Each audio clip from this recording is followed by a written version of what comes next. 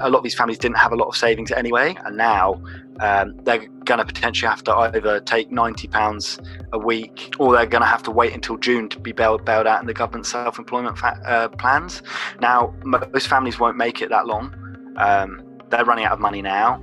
We already have some of the highest suicide rates in the country.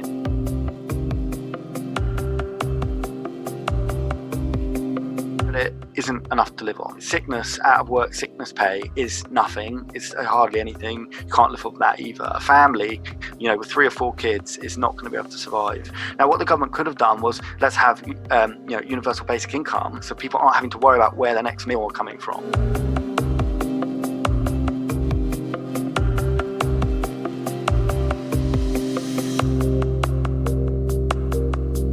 I've had a family contact me saying that, we've tried to get into a house for the duration of the crisis, but we can't get into a house because as soon as they find out that we're travellers, no one will let us rent off of them. And even in terms of just finding a safe haven, a roof to go over your kids' heads, has become massively difficult.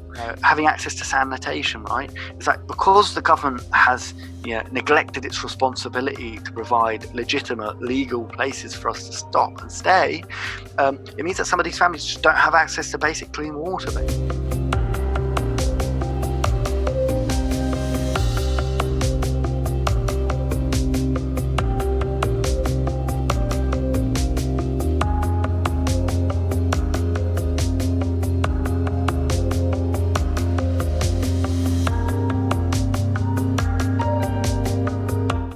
Nomadic, unauthorised encampments, evictions from camps and things like that wasn't stopped. So it's like there's a them and a you, and there's rules to apply to them and there's rules to apply to you, right? I mean, we get harassed, right? Gypsies on camps actually get harassed by the police. Like, that is not uncommon occurrence.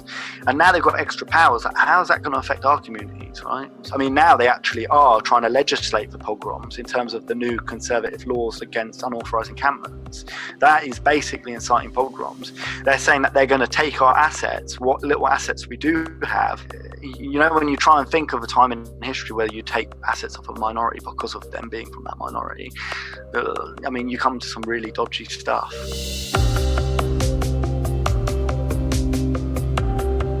It definitely is getting worse under the recent government, though. Like, there's more racism around. Gypsy and Traveller was reporting the other day that somebody drew a swastika inside their trailer when they weren't there or something. Someone broke in. There's been a massive upsurge at the minute, and people on community boards, so Facebook groups for communities, and on Twitter and social media in general, saying that, I hope all travellers die of coronavirus, or I hope it wipes them all out. People referring to Irish travellers as knackers, which is like disgusting slur, basically. Tinkers, another disgusting slur. Pikeys for us, which is obviously another disgusting slur. But the occurrences of this is it's gone through the roof. I mean, people, instead of going home and spending time with their families, are literally spending their time on social media attacking minority groups.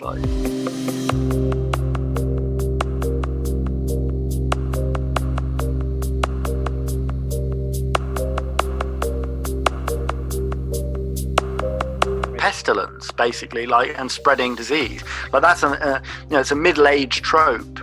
Now it's being in Birmingham. I saw a post recently about they're keeping the mosques open and things like that. So now applying the trope that originally was applied to us to other minorities, we're kind of the weather vane about whether someone's racist or not, because you don't get any negative experience of being racist against Gypsies and Travellers. So therefore, if someone is racist, that's the first thing they're going to go to.